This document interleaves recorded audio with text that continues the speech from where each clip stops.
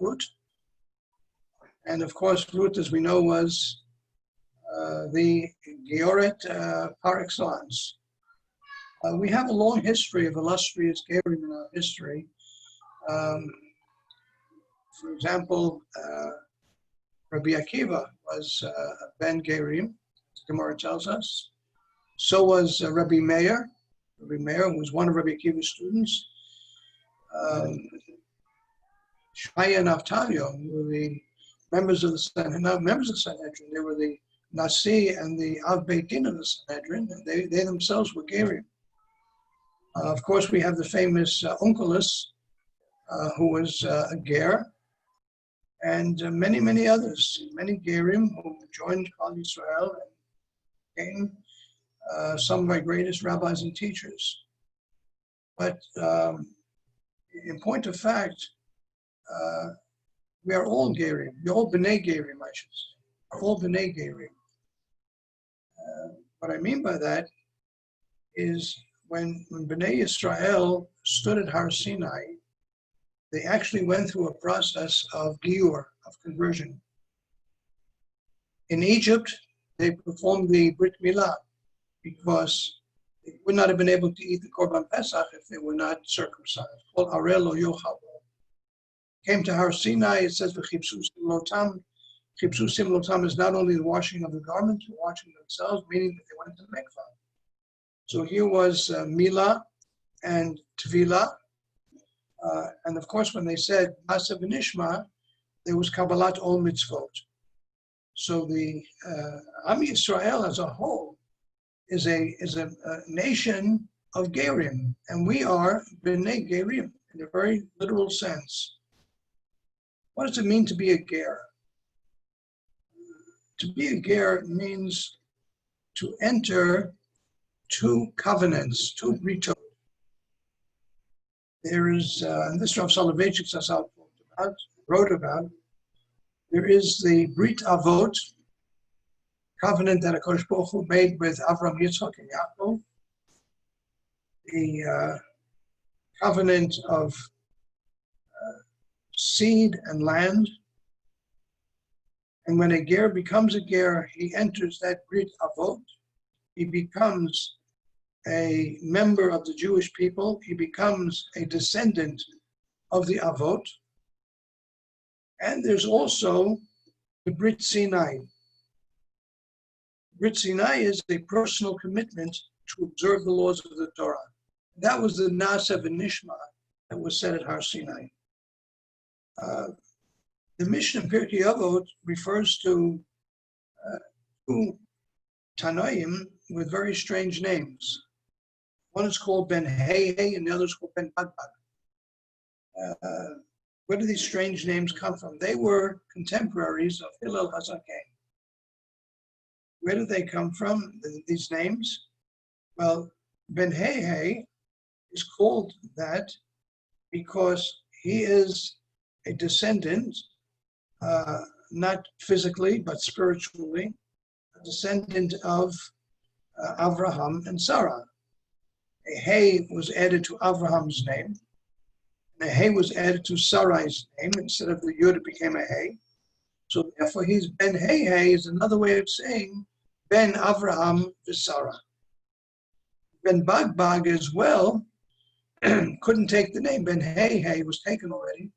So he took the name Ben Bagbag because Bet and Gimel equals Hey, letter 5. There's a famous letter that was written by the Rambam to a Ger by the name of Ovadia HaGer. And this Ovadia raised the following halachic question. He says, when I daven, how can I say Elokeinu v'Elokei Avotenu? Avram, Yitzchak, and Yaakov were not my ancestors. Ger. Would that be telling a lie? And Rambam answered him in no uncertain terms that he is indeed a descendant of Avram, Yitzchak, and Yaakov.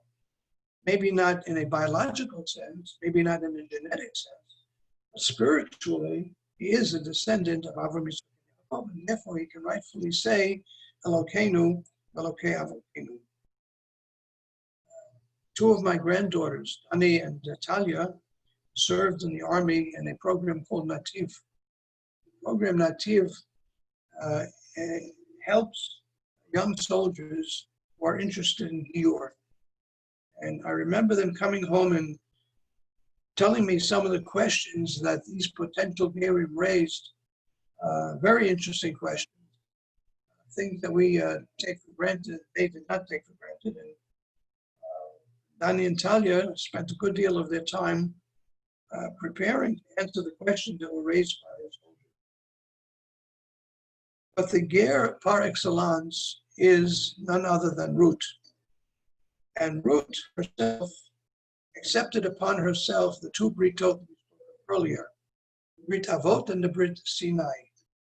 She did that when she expressed the words, Amech Ami. Amech Ami means I wish to become part of Am Yisrael. I wish to become part of the Brit Avot.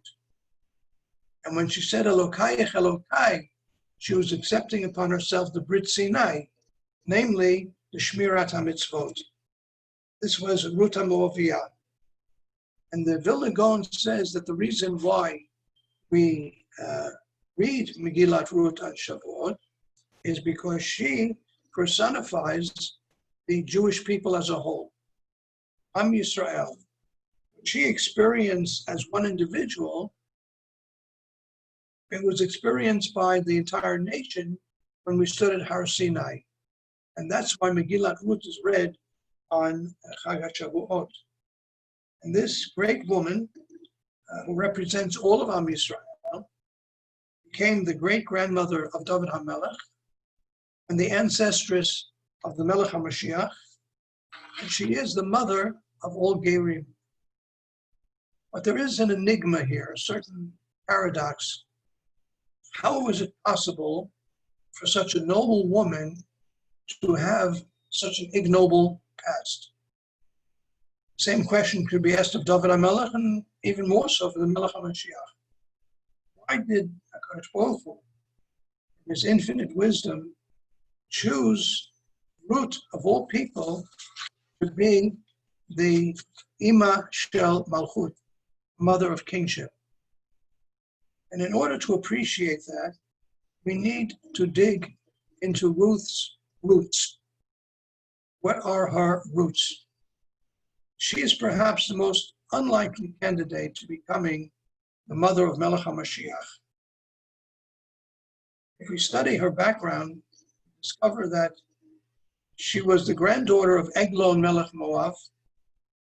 She was a descendant of Balak Melech Moav. And these, both Eglon and Balak, were Sonei Yehudim. They hated the Jewish people, and they tried very hard to destroy us. She was a descendant of Eglon and Balak. So let's go back to the very beginning. Where did Ruth come from? What were her roots? Her roots can be found in a dark cave on a hilltop outside of a city by the name of Tzoar, not far from Sodom. We know that Lot and his daughters fled Sodom. They hid in this cave, thinking that this is the end of the world. They are the last three human beings on earth, as was the case in the time of the flood. And the daughters wanted to preserve humanity. The only way they can do that was by having relations with their father. So it's interesting that the son that was born to the older daughter, that son was named Moav. Moav meaning coming from father. And the younger one gave her son the name Ben Ami, son of my nation, who later became Ammon, without any reference to the incest, the incestuous relationship he had with her father.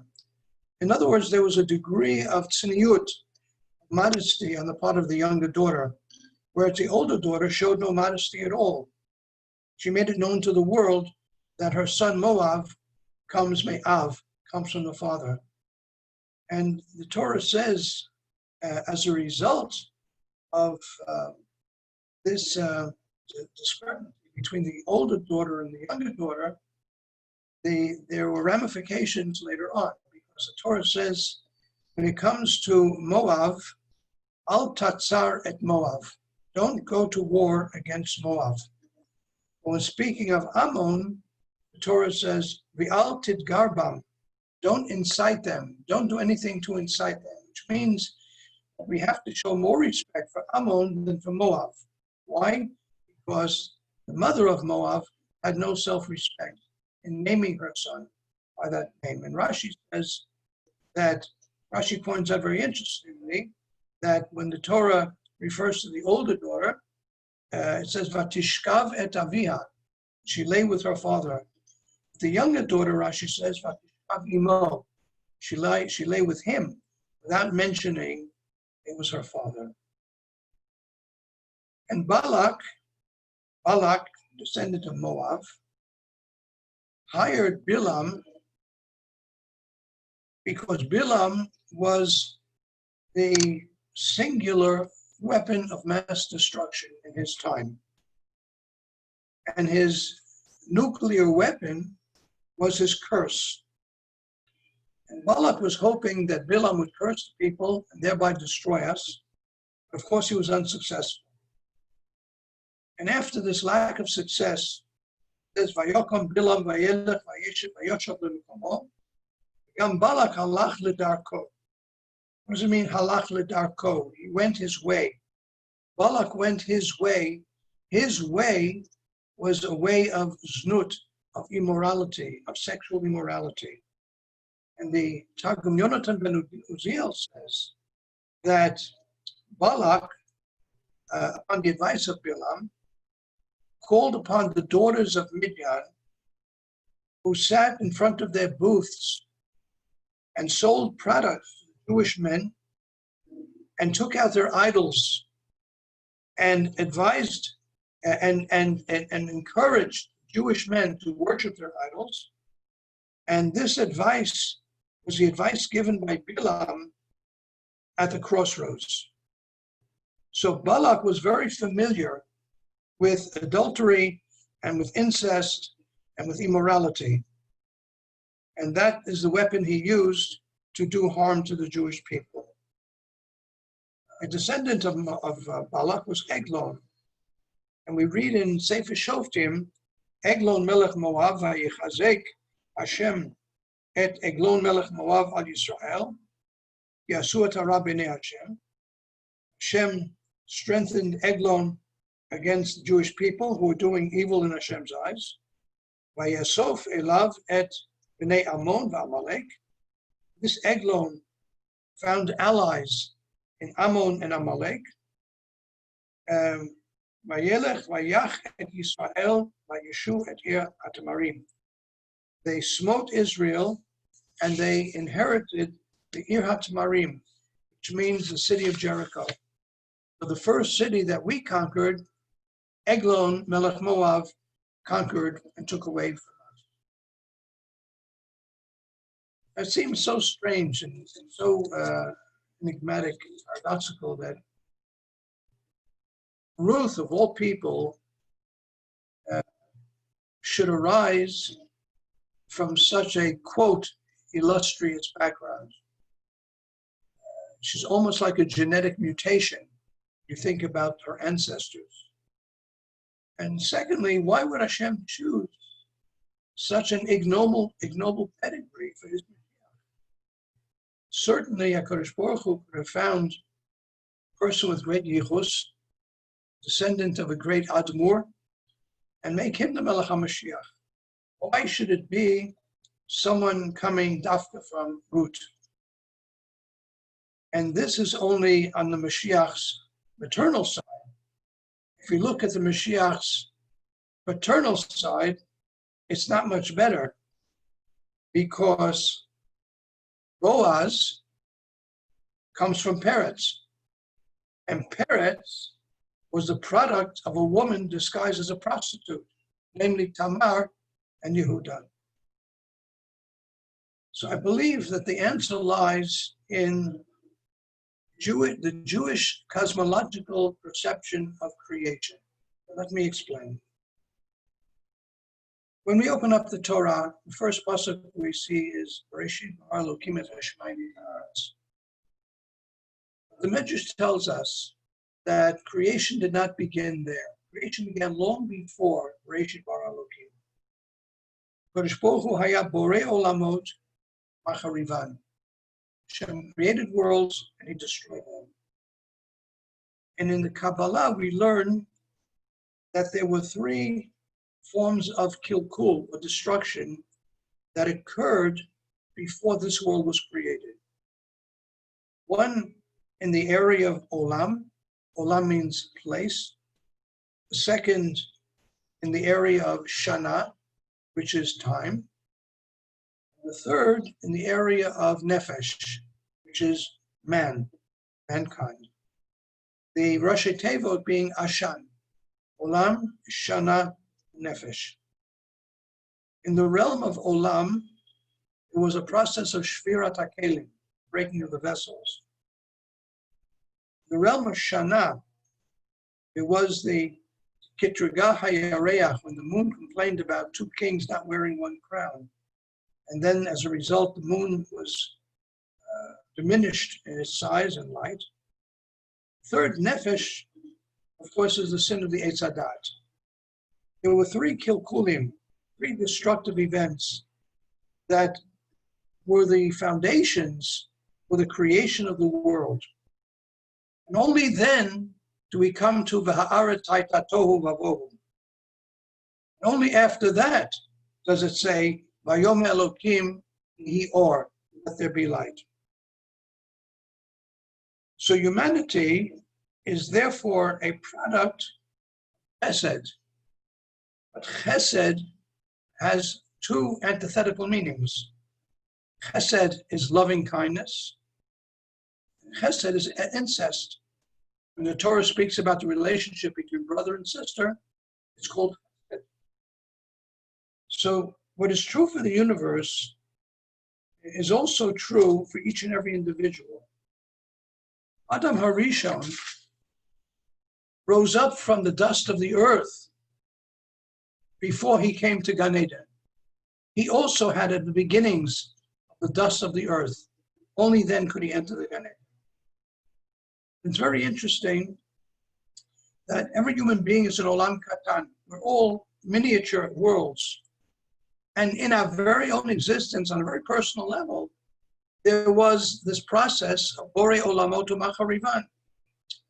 If you think about conception of a sperm cell entering an egg cell, but that one sperm cell was accompanied by millions of cells, all of which had potential life, and they all were wasted.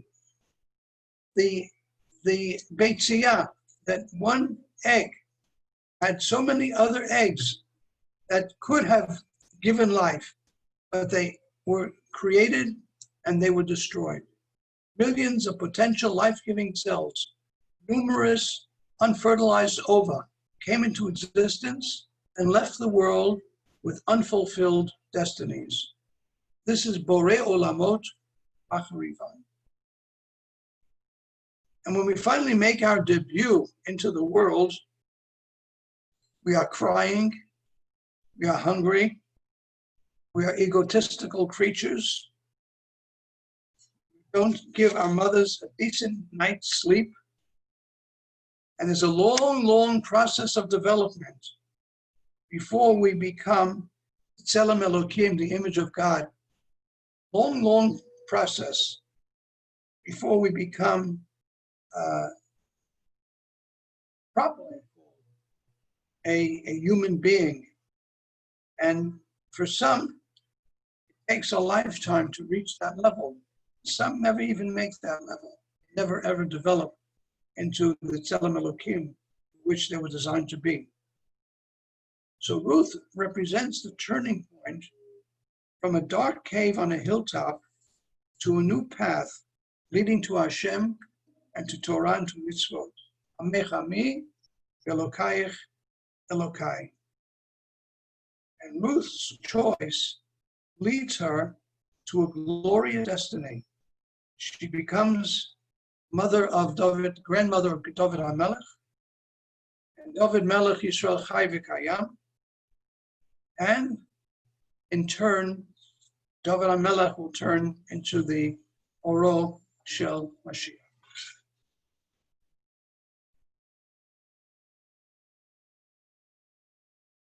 Question that we could ask is, what qualities did Ruth possess that enabled her to make such a faithful commitment as she stood at the crossroad of life? In understanding Ruth, we will better understand David HaMelech. And in understanding David HaMelech, we will better understand Melech HaMashiach. And in so doing, we will also understand ourselves. The finale of Megillat Ruth is the words Vayishai Olid et David. There are at least 4 qualities that Ruth possessed that made her the most eligible candidate to becoming the mother of Malchut, the mother of kingship. And these were delineated by Rav Soloveitchik Zatzal. Firstly was her heroism. Think what it meant to leave her family, her homeland, her background, all that was familiar to her. Very similar to Avram Avinu, who responded to Lech Lecha Me'artzecha, left everything behind at the commandment of Hashem. And here, Ruth did this on her own. And she adopts a new religion, Judaism. And she accepts upon herself a God who is invisible, but a God of justice, kindness, and morality. Boaz recognized her heroism when he said to her, "V'ta'azvi avich v'imech eretz moladotech." You have left your father and your mother and your birthplace. Telchi el am asher lo yadat timol shel. And you came to a nation whom you don't know just recently. So Boaz recognized the heroism and the courage that Ruth possessed. The second quality is that of loyalty. First words that she says to Naomi are, Al tifki bi, don't pressure me, Azvech, to leave you, Ashuv me'acharayich, to abandon you, Ki el asher telchi elech, v'asher talini alin, amech ami v'elokayich elokai. I will follow you, I will go with you wherever you are, because she demonstrated an enormous amount of loyalty. And without loyalty, her heroism would have been meaningless. Thirdly, Melech HaMashiach is a descendant of Lot's daughter. Her decision to rebuild the world upon the ashes of Sodom was a very noble decision. She believed that there were only 3 people left in the world. Her desire was to save mankind, an equality that is also passed down to Mashiach. That is a quality that is passed down. Desire to save mankind. Melech HaMashiach must have that desire. And fourthly, we have the story of Tamar and Yehuda. And Yehuda's first son dies, Er. Second son dies, Onan. One son left, Shelah. And Shelah is promised to Tamar. She waits, till she realizes that Shelah will not be given to her as a husband. And so she did what she did. Peretz was born, and from Peretz came Boaz. After the death of Er and Onan, she waited very patiently for Shelah. And only when she realized that her waiting was futile, did she bring forth seed from Yehuda. She possessed great quality of patience and passed that quality on to future generations reached Ruth. Ruth gathered leket. She gathered the gleanings in the field. Hashem also gathered leket. He gathered the qualities of noble heroism and devoted loyalty from Ruth, quality of altruism from Lot's daughter, and the quality of patience from Tamar. And he used those qualities to prepare for Melech HaMashiach. Melech HaMashiach has 3 grandmothers, each of whom contributed to his future greatness. Let's hope and pray Sheyavo, Erev Yameinu. Amen.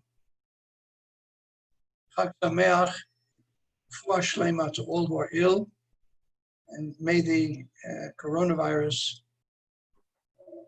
leave this world and we can live normal lives coming out of our habitations, home environments, and be able to reach out to others and be with others and be part of our society, beautiful society. So wish you all Chag Sameach, Shabbat Shalom. Thank you, Reuven.